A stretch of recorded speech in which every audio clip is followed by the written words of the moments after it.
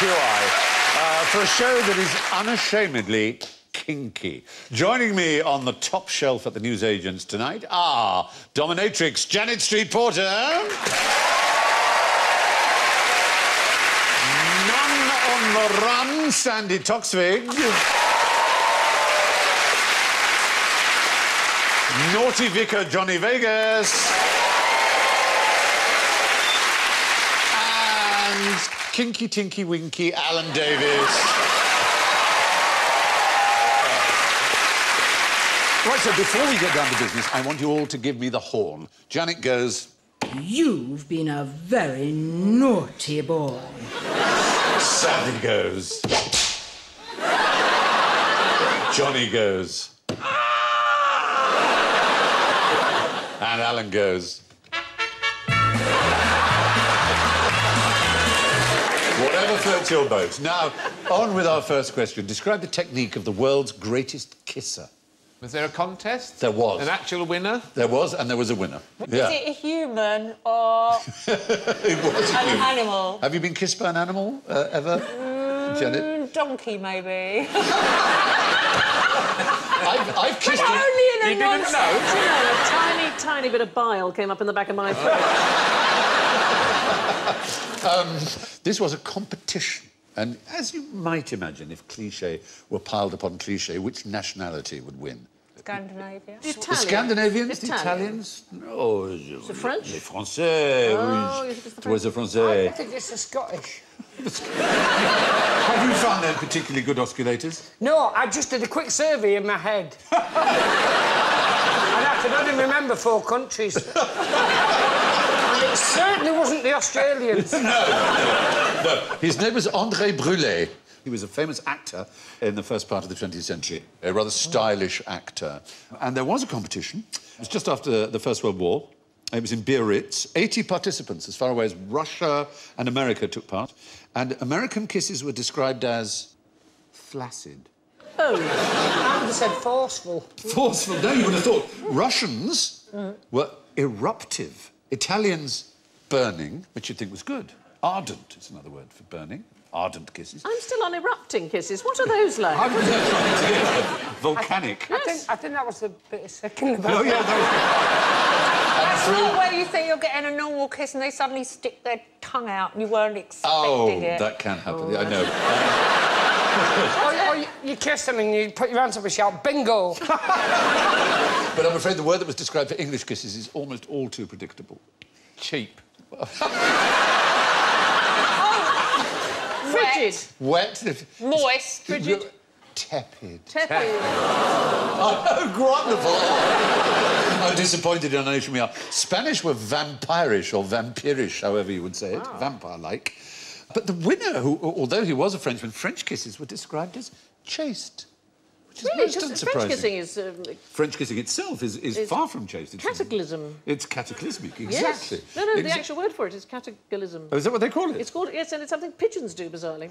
Who knew? When you see 2 pigeons billing and cooing... Cooing? Yes, they're actually sticking the tongue down each other's... Yeah, and it's... Not swapping pigeon milk. No, so it's much better to say to somebody if they don't know what it is. If you want a French kiss, do you mind if we do a bit of cataclysm? And they're bound to say yes because they've no idea what it is. You made me think of cataglottism, which is the tongue with yes. a glot.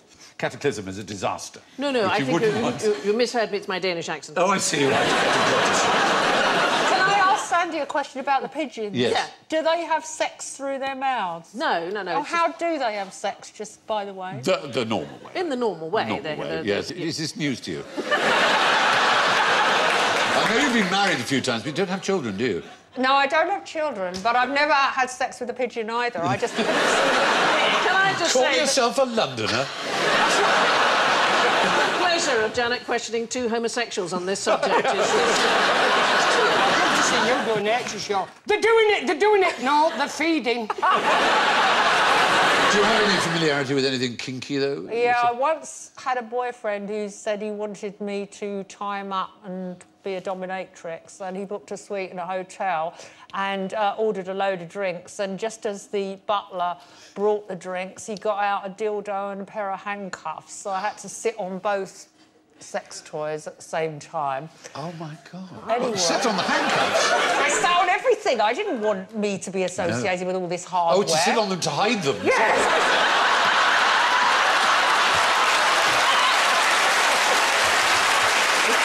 Sorry. Were they furry handcuffs? No, they're normal ones. And in the morning when he was asleep, I just handcuffed his foot to the end of the bed and left. Wow. You should have made him finish your book first. Is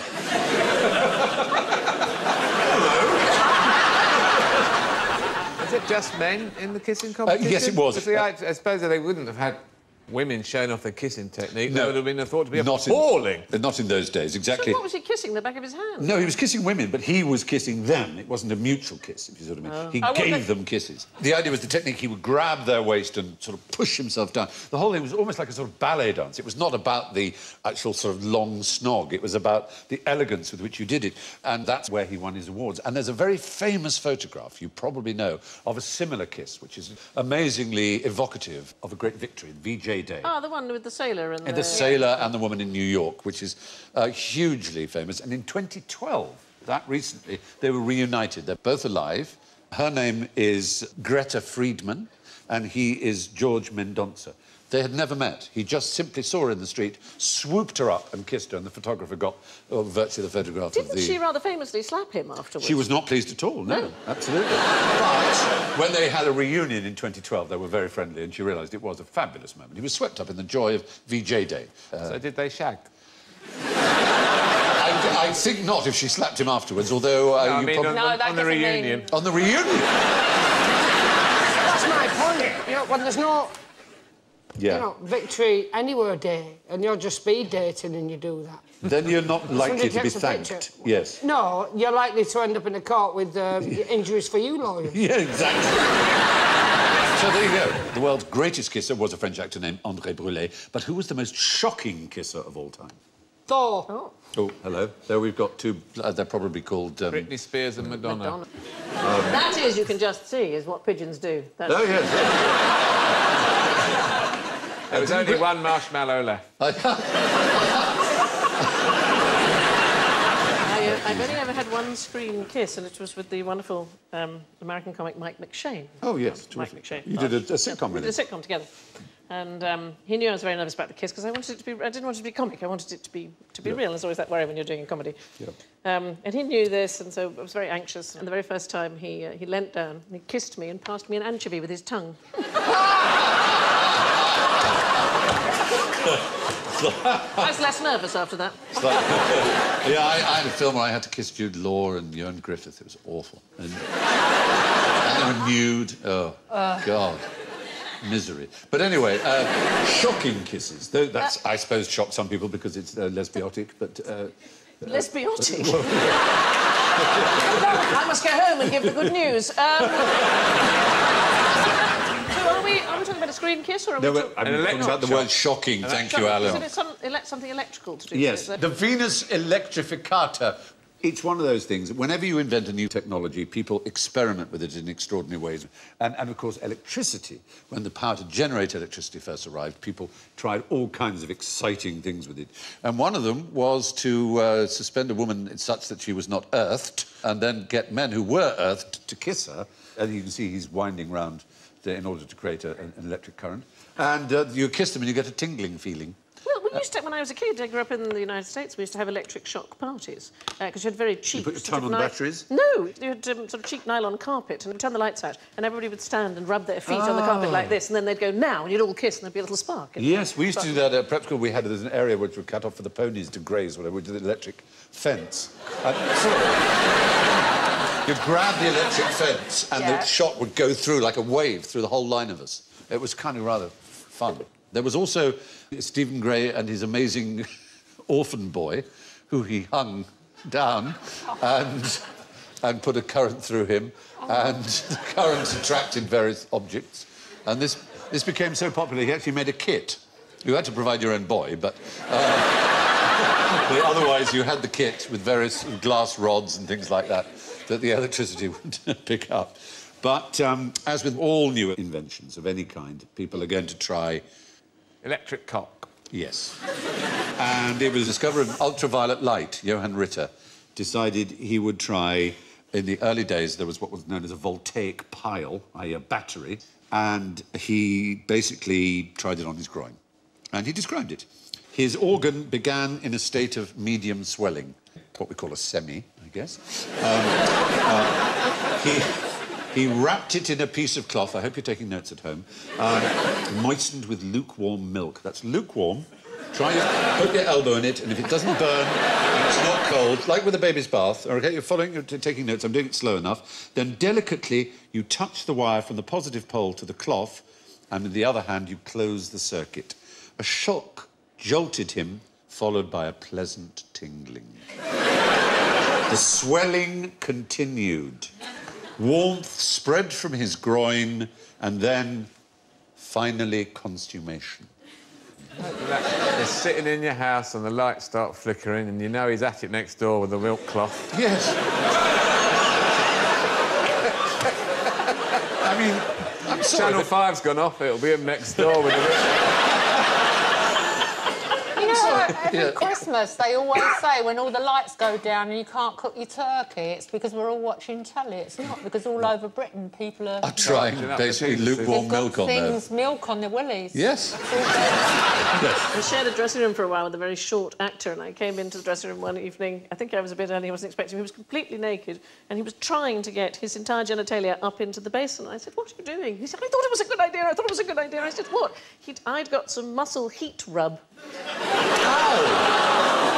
He thought, but it feels so nice on your legs. The men are wincing already in the audience. Oh, I'm sure Alan has many similar stories to tell. Here's a really weird one. In 2005, a boy was admitted to hospital with 2 neodymium magnets, the strongest permanent magnets known to us, trapping a fold, shall we say, of his penis. He claimed that he'd fallen down... Well, they'd fallen down his trousers while he was playing with them. But they were so strong that they didn't know what to do. Magnets can be demagnetized by heating them to a very high temperature, which wouldn't be very kind, or they could be hammered apart. So they were faced with a real medical problem to save this boy's future, as it were. So they tried alternative solutions, such as bigger magnets. In the end, they managed to remove them by shearing the magnets away from each other, moving them perpendicular to the force of attraction. So, don't try those magnets at home. Anyway, let's move on. What's going on here? Ooh. Are they not a word as a piece of glass? Kissing fish. Are they fighting? They're fighting. I think they're called kissing fish, but yeah, but because that it's may what well it be. looks like. But they don't. But kiss. they're not kissing; they're fighting. Exactly right. Gourami is their name. They don't kill each other by doing that, but one of them will get really knackered and sometimes dies of exhaustion. It's never utterly fatal. It looks like the end of a balloon, doesn't it? It does, doesn't it? It's just like the end of a balloon. Well, what other fighting fish do we know? Oh, the what you find fighting fish? well, they call them samurai fighting fish, but... Not samurai, no. Siamese fighting fish. Very popular. They're used like cockfighting as a sport.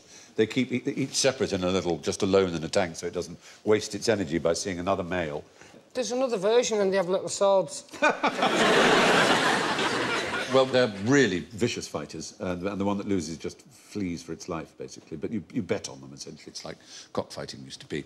They're not the fish that eat all that spare skin off your feet, are they? Oh, supposedly, that's done right. that, Have you done that? Yeah. No, I'm a bit worried that if I Really? put my feet in the hot water with the little fish... This is for pedicures, where they put these tiny little fish in, isn't it? And they supposedly nibble away at your dead skin. And Be you more worried worried it that would they be didn't some- want my feet. It's such an Put your insult. feet and they all go to the side again. Get a little mouthwash.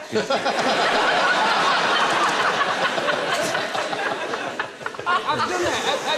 At first, it's really strange, and then when you get used to it, what's stranger is 15 people filming you. Plus, you've got your feet intact going, ooh. You did it on a for TV thing, did you? No, I just did it in a shopping centre. And 15 passers-by decided... Yeah, just went, oh, There's look that Johnny Vegas having his feet... Johnny Vegas getting off and putting his feet in water. Yeah.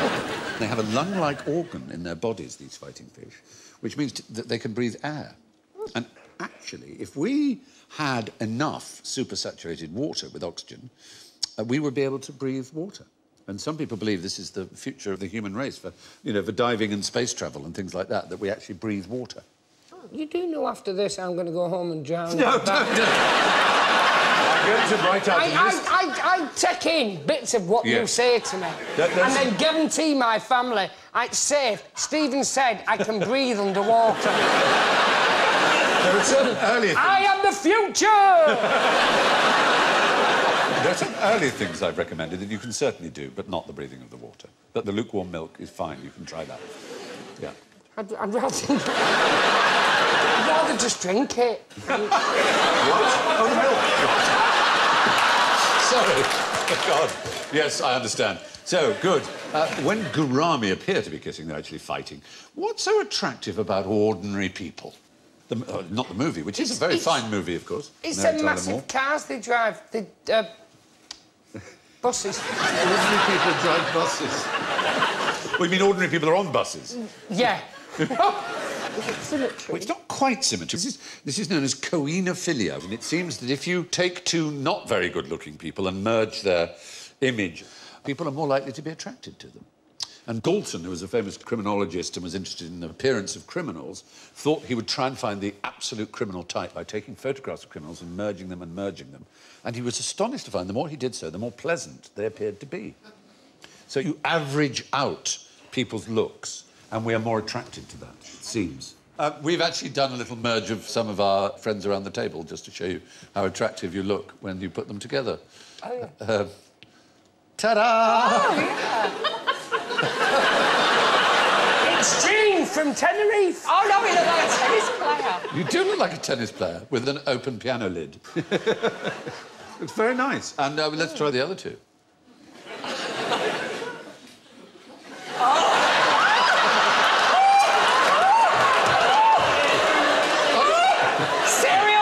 Let's not have children. The eyes... Police are currently looking for... There's something a bit odd about the eyes there. Is it from your photograph there, Johnny? You just look like the biggest idiot in the world. I think someone took your photograph and did one of those, you know, red-eye things. No, he looks like someone who walked in and caught his parents having sex and they didn't stop. Was the sort of man the police say, oh, he was quiet and was kept to himself? Yes, he was just alone, perfectly nice. He used to cry a lot at Christmas. Now, what would you keep in one of these? I have one. There it is. Oh. Is it a penis? Is it Your a penis is the right answer, Alan. It usually is the right answer. Is it from the... Is it hollow? Is it an African... It's hollow, obviously, otherwise you'd have trouble keeping it in. Is it from Africa? It's not from Africa, no. Where's it from? No. It's from Papua New Guinea. It's what anteaters were when they're going to rob a post office. It's just that little bit of disguise. Is that you, Frank? No. Oh, no. I've been to Papua New Guinea. They can and be I've different seen sizes. It wobbly-wobbling They about. can be like this. But, oddly enough, they're not worn for status. They don't deliberately have a big, thick one like that in order to suggest greater manhood. They often have a thin, rather strangely trailing away one with a few hairs on the end, like this, exactly. That would really confuse Bugs Bunny. I'm hunting rabbit! Amazing! I just want to be friends. What's it made of? It's a gourd. It's a like penis gourd, and it's a sort of relative of the squash family, I think, isn't it?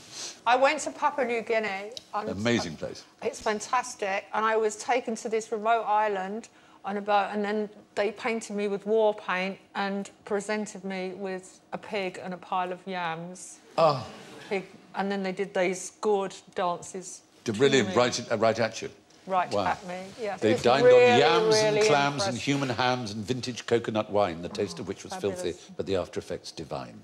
I feel just like that in a taxi rank in Wigan. Amongst the tribes that have these kotekas, as they're called, are, in case there's any members watching, and I want to leave you out, the Lani, the Mi, the Amungme, the Komoro, the Yali, the Damal and the Moni. And the government tried to make them illegal and sent them all clothing. And for so many generations, they'd gone without clothing and been totally nude, except for these penis cords. The clothing actually gave them rashes. And all they do now is they use shorts, sometimes, to put on their heads. But they continue to go naked. I love the fact that when you read the tribes out, you went, You know, not to offend anyone. That would be a brilliant point of view when they turn up. Yes, it would. Yes. You missed out my tribe! Yes, and an otherwise thoroughly enjoyable programme. Exactly. Yeah. So, how did a bunch of choir boys plan to drive Hitler mad? We've been very literal there. There's Hitler in a straitjacket. It's a plot. I do know this. Yeah. Porn. Pornography. Pornography. They were going to drive him mad with pornography. That's absolutely right. That's the plan. Yeah. They had groups called the Cowboys, Yeah. who were behind enemy lines, and the choir boys were the people in Washington. That's and they came right. up with bonkers ideas. All kinds of suggestions. I mean, a lot we did too. Bouncing bombs, ridiculous. And yet that was one that worked. And Churchill chose the date precisely in May 1943, when the floods were at their full height in the dams, and he was in Washington, so that if it worked, he could announce it. And it would be the first real invasion into German territory that caused a massive difference. And Lord Charwell, his scientific advisor, said to him reportedly, but what if it doesn't work? And Churchill said, then no one will ever hear anything about it. Mm-hmm. And that's the point about these mad schemes. There were all these kind of, you know, really zany plans, but most of them we don't know about, and a lot of them were covered up, and probably we never will. We know about the ones that work. But this is one that didn't work, but we do know about. Wasn't it? It was smut. They were going to drop Basically, pornography. Smut all over Germany. Well, particularly to drive Hitler mad over Berchtesgaden, where his residence. So leaflets were going to cascade down. And it was going to drive him mad. Absolutely. The US Army Air Corps described it as insane and refused to do it. But it did have an important role to play, pornography. And, of course, these were ones that the Germans dropped on the Allies, because they did the same thing. Germans and Japanese. We didn't have much of a porno war effort in Britain. We were squeamish, the senior officers. One was quoted saying he would rather lose the war than take part, which is extraordinary. Air Marshal Sir Arthur Bomber Harris didn't approve, said it was just like sending them free lavatory paper. What does it say about our troops, that the German troops were willing to drop the pornography, and I was like going, well, I'm not giving it away. Keep I it, like Frank. to think it was a more decent reason than that, Johnny. We'll sell it when we get back. Dropping leaflets was a big thing. The first the Danes knew of the Germans invading, really, was that the leaflets... Yes, leaflet dropping generally was a huge thing. Absolutely right. It was what kind of sort of black op, I suppose we'd call now. The bouncing bomb would be a war crime now, wouldn't it? For the civilians killed. There were a lot of civilians killed. I don't know if it was a legitimate war target or not. In total war, really, I don't think it was. Since they've agreed. There was a very good story I came across when I was writing a script of the Dambusters. And there was one of the members of one of the crews which crashed after dropping its bomb and was picked up by the Germans.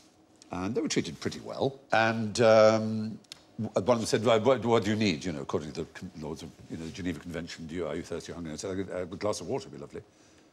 And he said, are you joking? You have just destroyed our water supply. And that was the first time the guy realised that one of the bombs had actually worked. And that's how he found out that the Myrna had gone, was he was saying there is no water, which is quite sweet in its own peculiar way. Anyway, one mad idea to bring the war was to use pornography to drive Hitler mad, as if he wasn't already. So, anyway, which of these foods would give you the same number of calories as used in the average sex session? I don't think it's a lot of... You don't think it's many calories? I think it's quite a lot. You think it's a lot? You think it's pizza lot? I think it's about 400 calories. 400 calories, which would be a good pizza at least, wouldn't it? Maybe a slice of pizza, not a slice of pizza. Yeah. You think it's fewer? I'm going to go for the steak. Well, it's interesting. Going to go for the burger. You'll have the burger. I'll have a slice of tart. You'll have a slice of tart. Hey. But without the bread. Without the bread. And what about you? the courgette and the shrimp. That's probably pretty good. Quite a lot of possibilities. Yes, that is a good point. Well, David Allison, who is a biostatistician at the University of Alabama, looked into it. And the average sex session takes only 6 minutes. What, from beginning to end? So the amount of calories used would be 20. That's about the same as one egg white or a very small meringue. You are. Does the 6 minutes include the bit where you watch the news? To see if you've made it on. Well, we've done it. Let's put the news on. These figures are obviously up for argument. 2008 survey by Durex, who might be regarded as having a sort of vested interest as makers of oh, that's The Graduate, isn't it? The stage version. Anyway. She's got that look, hasn't she? She has. That was a disappointment, quite clearly. That was half a meringue. Yeah. You're trying to seduce me, Mrs. Robinson? Anyway, Durex reported the average Briton enjoys 22.5 minutes of foreplay. while another survey at around the same time in Men's Health claimed that British men only last 18.64 minutes from foreplay to climax. So if we level out those different statistics, we could argue that British men take, in terms of actual intercourse itself, minus 3.86 minutes. So, if you want to work off the weight gain by eating a tiny meringue, sex should do it. Now it's time for one of my knickknacks, a little scientific experiment. All I have to do, yes, I know, it's terribly exciting, isn't it, is bring up this. I don't know if you can see in here, tiny little grains of a little kind of little crystalline matter. And a bottle here. Salt and vinegar. Oh, it looks like salt and vinegar. Bizarrely, that is what is used for flavouring salt and vinegar, sodium acetate. It's got caustic soda and vinegar, which is what makes sodium acetate, and it's then dissolved slowly in water. It's very unstable. If I shook it, it would instantly crystallise, so I've got to be very careful about this. But if you add it to crystals, it also crystallises, and I hope to make a dildo for you. Oh, good. A dildo just out of this liquid. I'm going to stand up to do it if the camera allows me to, because it needs a steady hand, and I need to keep rising as I'm slowly pouring. It's a bit like making mayonnaise, you know, very slowly adding the... It's nothing oil. like making mayonnaise. No, you very slowly... You're making a phallus. You very... No, in terms of the making, but in terms of the pouring. pouring... This could ruin Mother's Day for some people. And slowly pour it. Can you see there's a tiny bit of crystal on there? It's a really very, very small amount. Yeah, yeah. OK, here we are. I've got a steady, slow stream. Let's just hope it works.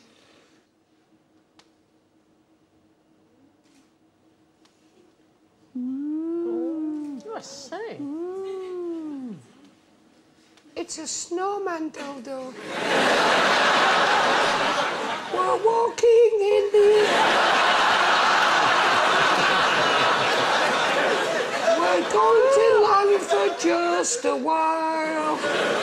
Snowman needs his private time. Get off me back. It's not very easy to do, very accurate. I've got to keep doing higher, otherwise it'll touch itself and then it will blow back into the bottle. Well, there you go. How's that?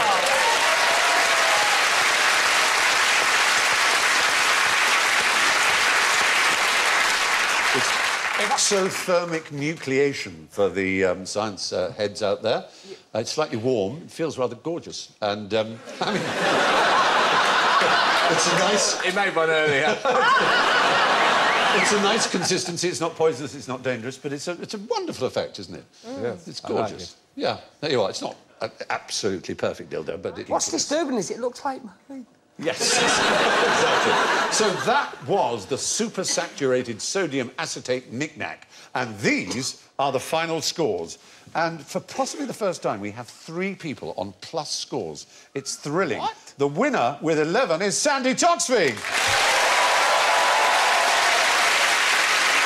In a very, very fine second place with 3 points is Johnny Vegas.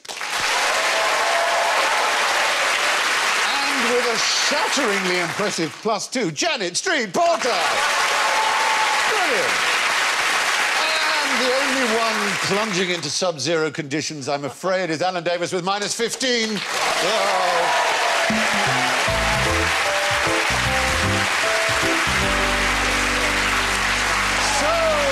Good night from Sandi, Johnny, Janet, Alan and me. Be very, very special with yourselves. Goodbye. Bye.